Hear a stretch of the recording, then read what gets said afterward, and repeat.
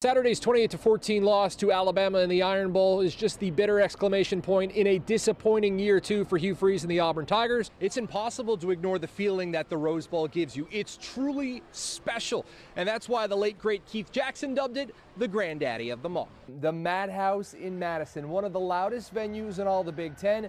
80,000 screaming Badger fans going wild for 4 straight quarters. The famous jump around tradition before the fourth quarter remains one of the best in all the sport. Hats off to Kirby Smart and the Georgia Bulldogs. There's plenty of teams that would pack it in down 30-7 and say, you know what, it's a 12-team playoff. This wasn't our night. This is the end of 15 years of torment and frustration. The story of the hammer and the nail turned upside down. If you remember back in 2008, after Alabama came off an SEC championship loss to Tim Tebow and the Florida Gators, they got thumped by a much hungrier Utah team. And Jeff, there's a saying here at Tiger Stadium where opponents' dreams come to die, and the only thing that died tonight was LSU's playoff chances. Alabama leaving no doubt that they are one of the best 12 teams in the country. But tonight they welcome in a quality opponent in the Creighton Blue Jays playing out of the Big East, as Washington's Kalen DeBoer is en route to Tuscaloosa to become the next head coach of the Alabama Crimson Tide. Those two defensive gurus will be in the lab all week trying to cook up a game plan to slow down Jim Harbaugh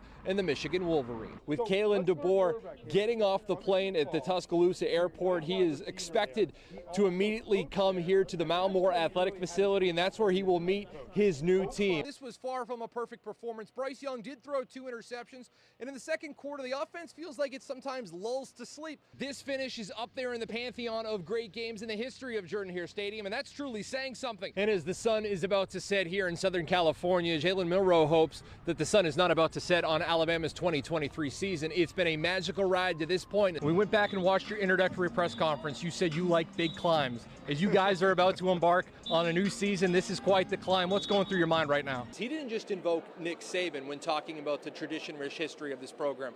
He harkened all the way back to Paul W. Bear Bryant, and so he understands what he's stepping into. As we learned this afternoon, they'll be without starting safety Malachi Moore. Greetings from in front of the Rose Bowl here in Pasadena, California, where Alabama and Michigan are set to do battle Monday with a trip to the national championship on the line. It was Texas who controlled pace, controlled tempo, and dictated much of this football game up until the fourth quarter. And not only was O'Brien once the offensive coordinator in New England, he also was the head coach of the Houston Texans for a number of years. It's the story that won't die.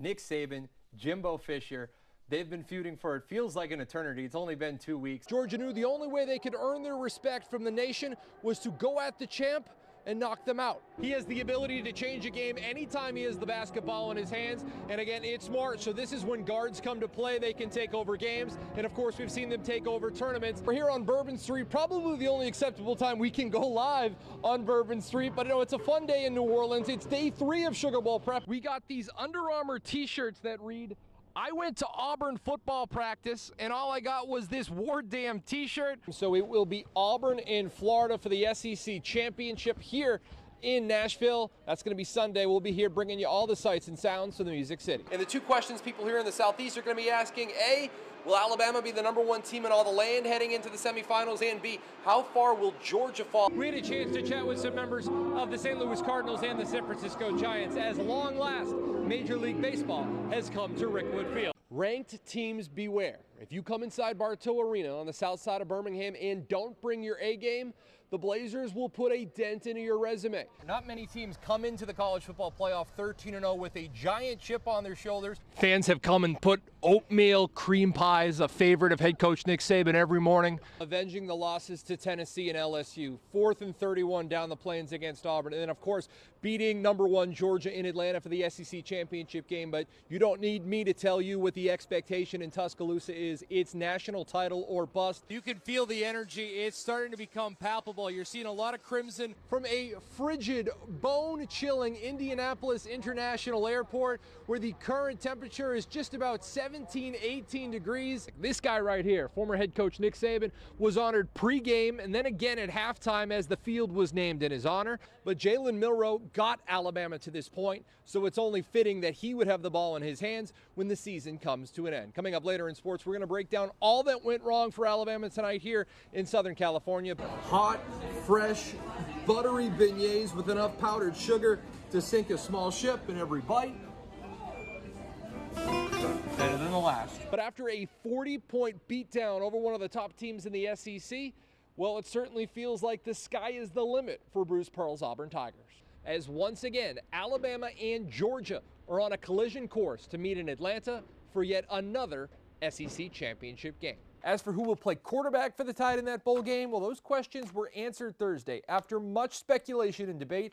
And after the game, well, we talked to a handful of those freshman wide receivers, and they told us that they believe that their class, well, they have the potential to be something special. Well, it shouldn't surprise anybody that veteran driver Kyle Busch took the checkered flag. Lane Kiffin is staying put in Oxford. That now makes Liberty head coach Hugh Freeze the front runner for the Auburn job. Alabama, San Diego State, a real clash of styles coming to you Friday, and ABC 3340 Sports will be here all week, Jeff, breaking it all down. All that stood in their way, 4th and 31. A down and distance that will forever haunt the Auburn family. The stars at night are big and bright. Deep in the heart of Texas, the prairie sky is wide and high. Deep in the heart of Texas. Welcome to the Lone Star State, the host of this year's Goodyear Cotton Bowl. And if you haven't been to Texas in a while, well, let me assure you, this isn't the old Wild West. Things are changing here. Now, this was the site of the original Cotton Bowl. That was until 2010, however. Now this is the new home of the Cotton Bowl, AT&T Stadium just down the road in Arlington, home to the 5-time Super Bowl champion Dallas Cowboys. And, well, it leads credence to the old saying, everything's bigger in Texas. How about them Cowboys? Yeah! Now, question is Texas technically the South?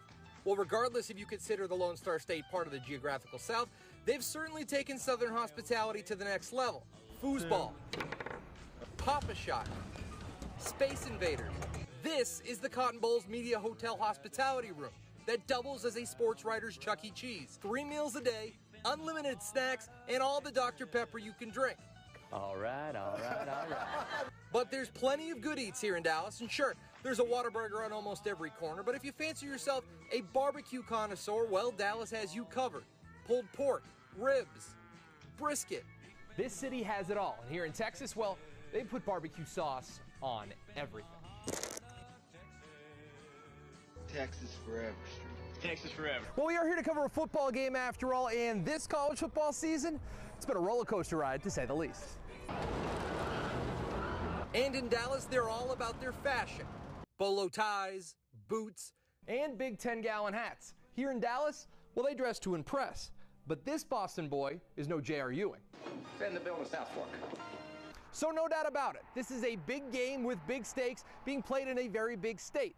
And we can't wait to bring you all the action. Deep in the heart of Texas, I'm Johnny Congdon, ABC 3340 Sports. If you had your choice, would you rather be Brady or Beethoven? Breeze or Bach?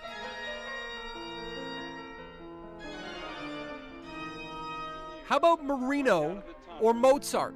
Well, for Thompson 8th grader Trent Seaborn, it's not a Sophie's choice, because not only does he play saxophone in the middle school band, he's a maestro at quarterback for Thompson High School. I've been playing football probably since I was 4. Been playing quarterback since I was 6, and ever since then, it's just been my passion. Just a unique guy, and he's always, asked questions about quarterbacking and talked about quarterbacking, and now he's starting to grow up and have a chance to play quarterback and experience high school. And, although he's in 8th grade, he's been around here so long, it feels like, you forget he's just in 8th grade. No doubt it's rare to have an 8th grader play quarterback at a varsity level, not to mention a 7A varsity level. But what's even more unique, when he's not in the pocket picking apart defenses, he's playing baritone saxophone in the middle school band.